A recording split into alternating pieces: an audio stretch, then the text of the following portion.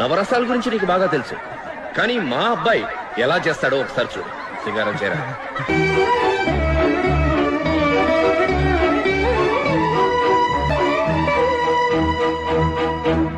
హాస్యం, నవ్వు,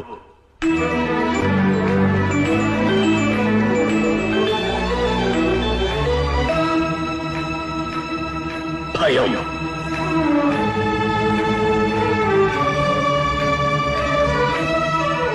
అసహ్యం,